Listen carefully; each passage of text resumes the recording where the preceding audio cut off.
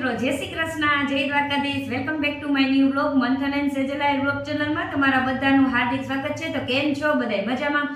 તો મિત્રો, આજે આપણે ઘણા દિવસ પછી એક જોરદાર છે વેસ્ટમાંથી બેસ્ટ બનાવવાનો આઈડિયા લઈને આવી ગયા છે. અને ઈ પણ જો તમારા ઘરમાં નાના બાળકો છે તો આ વિડીયો છે ને એ ખાસ તમારા માટે જ છે. તો જોવાનું છે એ તમે વિડીયોને ચૂકતા નહીં.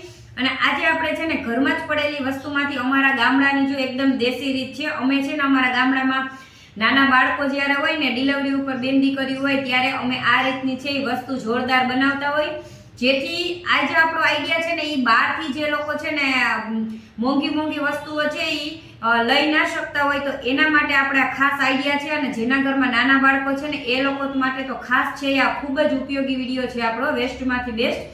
એના માટે આપણે છે ને જો ઘરમાં તમારી પાસે કોઈ પણ ખાતરની થેલી કે પ્લાસ્ટિકની થેલી હોય ને એ તમારે લઈ લેવાની છે. અને આ આપણે એક ડબલ બેડનો ઓછાળ હતો એ તૂટી ગયો તો એ લઈ લીધો છે. અને ઘરમાં તમારી પાસે છે એ કુર્તા હોય, શર્ટ હોય કે લેગીસ હોય, પેન્ટ હોય, એ કોઈ પણ વસ્તુ છે એ તમારી પાસે નકામી પડી હોય અને એનો તમે યુઝ ન કરતા હોય તો એવા આપણે અહીંયા ઘરમાં પડેલા નકામા જે કપડાં હતા ને એના છે આપણે કટ કરી અને પીસ કરી અને લઈ લીધા છે. આ રીતના ઘડના રહીએ ને એ રીતના આપણે એકદમ સરસ રીતના છે આપણે આ ઓછાળની બેડશીટ છે જેને એને આપણે આ રીતના પાથરી દેવાનું છે. અને હવે આપણે આજે આપણા વેસ્ટ જે કપડા છે ને કટ કરેલા એને આપણે આની ઉપર આપણે એક થર છે ઈ પાથરી દેવાનું છે. જેમાં આપણે ગોદડું બનાવતા હોય ને એ જ રીતના આપણે બધા પીસ છે એ આની ઉપર ગોઠવી દેશું.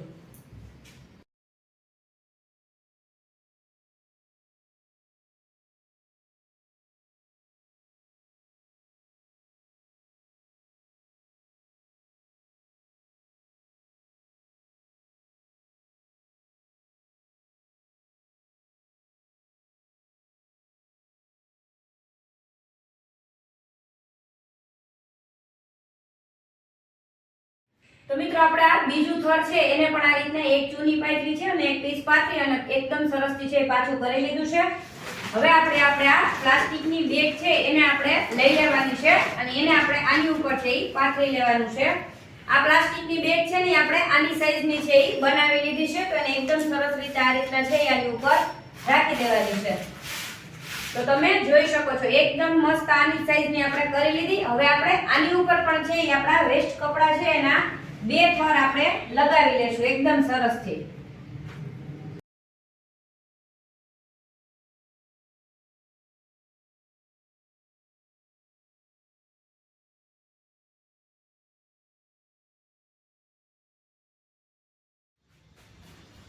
તો મિત્રો, તમે જોઈ શકો છો કે આપણે આ રીતના છે એ આપણી પ્લાસ્ટિકની બેગ આની ઉપર રાખી અને આપણે બે થરની અંદર છે એ ભરણિયા પાથરી લીધા છે. હવે આપણે આ બેડશીટ છે એને આપણે આ પીસની ઉપર એકદમ સરસ રીતના છે ઈ રાખી દેવાની છે. અને આમાં ઘડ ના રહે ને એનું ખાસ ધ્યાન રાખવાનું છે. જો ઘડ રહેશે ને તો પછી આપણે કરતી વખતે એમાં ખોલો પડે અથવા તો છે ઈ નીચેની સાઈડની અંદર છે ઈ ભેગી ન થઈ જાય એટલા માટે. તો તમે જોઈ શકો છો કે એકદમ સરસ રીતના આ રીતના આપણે જો વોટરપ્રૂફ છે આપણે ગોદડી બનાવીએ છીએ એના માટે આ રીતના આપણે પીસ છે આખું તૈયાર કરી લીધું છે. તમે છે ને આ બેબી વોટરપ્રૂફ બેડશીટ છે એને મશીને પણ કરી શકો છો જો તમારી પાસે હોય તો, નહીતર તમે આને હાથેથી પણ કરી શકો છો. તો આપણે આ ગોદડી છે એ એકદમ મોટી સાઈઝમાં છે એટલે આપણે આને છે એ મશીને જ કરવાના છીએ. તો એના માટે છે ને સૌથી પહેલા આપણે શું કરવાનું છે ખબર છે? તો મેં અહીંયા સોય દોરો લઈ લીધો છે. આપણે ગોદડા કરતા હોય ને એનો સોય દોરો લઈ લેવાનો છે અને આપણે આ મોટો છે એ દોરો લઈ લીધો છે. અને આપણે છે આ ગોદડીની અંદર પેલા ટેબા લઈ લેશું. એટલે આપણે મશીને કરશું ને તો આની અંદર ભરેલા ભરણિયા છે એ એકદમથી છે હલશે પણ નહીં અને આની અંદર છે આપણે ખોલા પણ નહીં આવે. તો જો તમે મશીને બનાવતા હોય ને તો તમારે આ રીતના કરવું ખૂબ જરૂરી છે.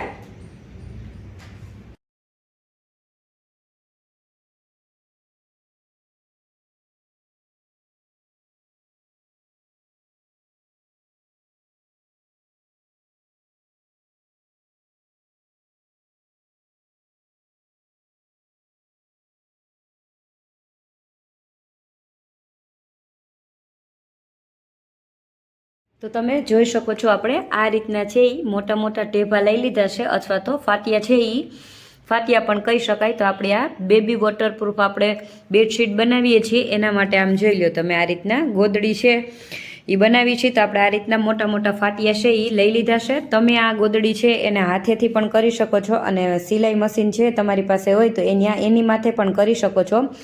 અને આપણે મોટી સાઇઝની છે ને આ રીતના બેબી બેડશીટ બનાવતા હોય ને ગોદડી, તો એના માટે તો તમારે છે એ ખાસ એને આ રીતના છે એ ફાટિયા ભરવાના જ, નહીંતર આમાં ભરેલા ભરણિયા છે એ ભેગા થઈ જશે. હવે આ રીતના ફાટિયા ભરેલા છે ને તો આ બેડશીટને તમે કોઈ પણ રીતના આ રીતના છે એ ભેગી કરી લેશો ને તો પણ આના ભરણિયા છે એ ભેગા નહીં થાય કે કાંઈ પણ થશે નહીં. તો હવે આપણે આને સિલાઈ મશીન ઉપર છે એ કરવાના છીએ. તો આમાં તમે કોઈ પણ પેટર્ન છે એ કરી શકો છો. તો આપણે અહીંયા મશીન ઉપર છે એ આમાં સિલાઈ મારવાની છે. તો આપણે અહીંયા છે ને આ એક લાઇનિંગ છે એમાં સિલાઈ કરી લેશું, પછી આ 2 લાઇનિંગવાળો ભાગ છોડી દેશું અને ત્રીજી લાઇનિંગ લેશું, 2 છોડી અને ત્રીજીમાં 2 છોડી અને ત્રીજીમાં એ રીતના આપણે પહેલાં ઊભી છે એ આખી એટલે આખી આપણી આ ગોદડી છે એમાં આપણે સિલાઈ છે એ મારી લેશું.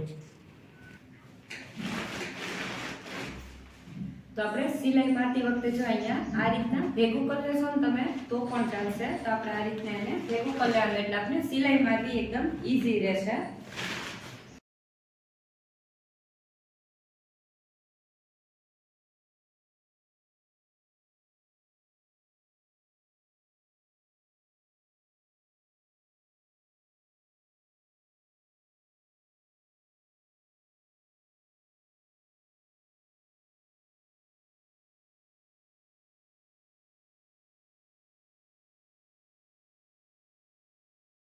જો આપણી આખી ગોદડીની અંદર આપણે આ રીતના ઊભી સિલાઈ છે એ મારી લીધી છે. અને તમે જોઈ શકો છો આપણે આ તેભાજી લીધેલા છે ને આ ફાટિયા, એને આપણે આખી ગોદડી થઈ જાય ને ત્યાં સુધી કાઢવાના નથી.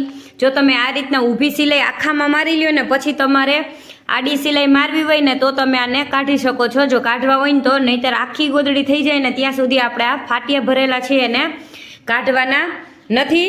તો હવે આપણે આ રીતના જો ઊભી સિલાઈ મારી લીધી છે. હવે આપણે ગોદડીની અંદર છે આ રીતના આડી સિલાઈ છે એ બોક્સ ટાઈપમાં થોડી જગ્યા રાખી 2 ઇંચનો ગાળો, અને આપણે આડી સિલાઈ પણ આપણી આ ગોદડીમાં છે એ મારી લેશું.